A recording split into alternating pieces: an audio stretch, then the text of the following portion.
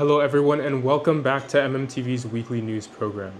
Today, we will cover the latest developments in Myanmar, focusing on both domestic challenges and the international attention they've attracted. I'm Quentin Covington, and I will guide you through the key events of this past week. But before we dive into the details, here are the main headlines. The National Unity Government and All Burma Students Democratic Front signed Memorandum of Understanding. The NUG Ambassador ULu Ina attends the 79th United Nations General Assembly in New York. NUG's Ministry of Humanitarian Affairs provides emergency food to war-displaced civilians. Union Minister ULu Ina announces investigations into filed complaints against government bodies. The ICRC advocates for the creation of aid corridors to support Myanmar. NUG's military strategy for the Bago region and escalation of battles. Over 1,000 people demand NUG action on Meso rape incident. 27 dead as floods and landslides affect Myanmar nationwide. And finally, Myanmar Embassy announces non-renewal of PE passports for short-term school attendees. Now, let's take a closer look at these stories. The National Unity Government, or NUG, and All Burma Students Democratic Front, or ABSDF, signed Memorandum of Understanding. A Memorandum of Understanding, or MOU, was signed on September 12th between the National Unity Government, or NUG, and the All Burma Students Democratic Front, ABSDF. The agreement is grounded in mutual understanding and respect for political dignity, with the goal of eliminating military dictatorship and working together towards the establishment of a future federal democratic union. According to the MOU, NUG and ABSDF will collaborate on political, public organizing, military, and financial initiatives. The ceremony was attended by key figures from both sides, including NUG Acting President Duala Shila, Prime Minister Mawen Kante, Defense Minister Mo, and Home Affairs and Immigration Ministers ULu Ina. From ABSDF, Chairman Comrade Tanjal, Vice Chairman Comrade Lasai, General Secretary Comrade Sani, Joint Secretary General Comrade Chaolin, and Joint Secretary General Comrade Yetu, also known as Latai, were present, along with Central Executive Committee and regional leaders. Up next, NUG Ambassador ULu Ina attends the 79th United Nations General Assembly. The 79th United Nations General Assembly has been ongoing in New York since September 10th, and ULu Ina, the NUG ambassador, is participating in this event. The opening ceremony and plenary session took place on September 12th at 3 p.m. local time, chaired by Philemon Yang, former Prime Minister of Cameroon. On the opening day, the UN Credentials Committee, tasked with reviewing representatives submitted by member states, was formed. It included representatives from Antigua and Barbuda, Cabo Verde, China, Dominica, Laos, Liberia, Monaco, Russia, and the United States. For the past 2 years, the Credentials Committee has deferred its decision on Myanmar's ambassador, meaning neither NUG's ULu Ina or the military junta's appointee has been officially recognized. As a result, ULu Ina, who was appointed during the NLD government, continues to represent Myanmar at the General Assembly. Next, NUG Ministry of Humanitarian Affairs provides emergency food to war-displaced civilians. On the night of September 12th, the NUG Ministry of Humanitarian Affairs and Disaster Management announced it was delivering emergency food supplies to civilians displaced by the war. Heavy rains on September 11th caused widespread flooding across various regions in Myanmar, exacerbating the hardships of war-displaced civilians. The ministry's efforts have been supported by public donations and township humanitarian tax quotas. Volunteers from humanitarian organizations, public protection and rescue groups, as well as local administrative bodies have been assisting the elderly, children, and war refugees. The ministry expressed deep gratitude to the township humanitarian officers, volunteers, and donors. Daily weather updates and recommendations for preparedness are being shared with the public via the ministry's Facebook page. Next, Union Minister ULu Ina announces investigation into filed complaints against government bodies. Union Minister ULu Ina announced on September 11th that investigations into 3 government bodies, public administration organizations, PAOs, public security organizations, PSOs, and People's Defense Organizations, PDOs, are underway following complaints filed by the public. A total of 80 cases have been submitted to the NUG's Ministry of Defense and Home Affairs. So far, 11 cases have been acted upon, while nearly 70 cases remain under investigation.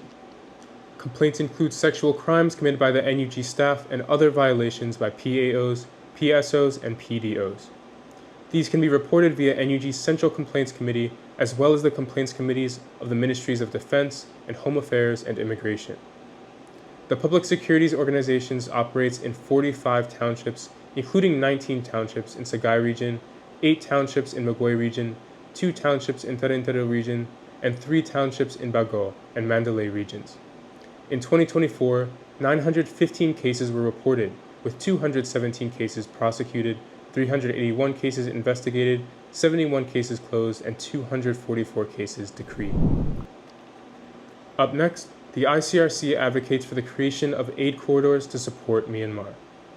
On September 11th, Reuters reported that the International Committee of the Red Cross, or ICRC, is in discussion with Myanmar's military council, revolutionary forces, and neighboring countries to establish humanitarian aid corridors into Myanmar. ICRC President Mariana Spoljaric emphasized that nearly one-third of Myanmar's population currently requires humanitarian assistance, but access to conflict-affected areas remains restricted due to security concerns and logistical challenges. The ICRC is negotiating with neighboring countries like Bangladesh and Thailand to deliver aid, but such efforts require broad agreement and, ideally, a partial ceasefire. On September 9th, Spoljaric met with Senior General Min Aung Hlaing, expressing hope that their discussion would result in opening aid channels. Next, NUG's military strategy for the Bago region and escalation of battles. This year has seen a significant increase in clashes in the Bago region. While only 10 battles were reported in 2023, over 30 battles have occurred in the first 9 months of 2024. The 3,801st and 3,802nd People's Defense Battalions in the Bago region have grown stronger and are now engaging in direct confrontations, moving beyond their earlier strategy of laying landmines. On August 24th, NUG's Ministry of Defense announced efforts to control the Situang River Basin and conduct incursions into the Bago Yoma. In a recent confrontation, 20 soldiers from the military council were killed and 10 prisoners of war were captured by the People's Defense Forces, though one member of the Tayarwadi Galan forces was killed in the evacuation effort. Frequent clashes have also been reported along the Minla Sen Kanlan Road, which connects western and eastern Bago. The military council has increased its presence in Pie district, and military forces arrived in Nat Ye Duin village on September 4th, forcing local residents to flee. Next, over 1,000 people demand NUG action on Mae So rape incident. On September 10th, more than 1,000 people signed an open letter to the National Unity Government demanding immediate action on a child rape case that occurred in Mae So, Thailand, in April 2023. The letter was signed by 1,679 individuals from various sectors. The case involved the rape of a 5-year-old child by U Aung Min, a 60-year-old executive member of the NLD party from Tuan Thay Township.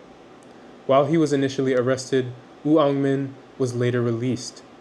The victim's family, who had fled to Mae So during their involvement in the Non-Violent Civil Disobedience Movement, or CDM, has been waiting for justice.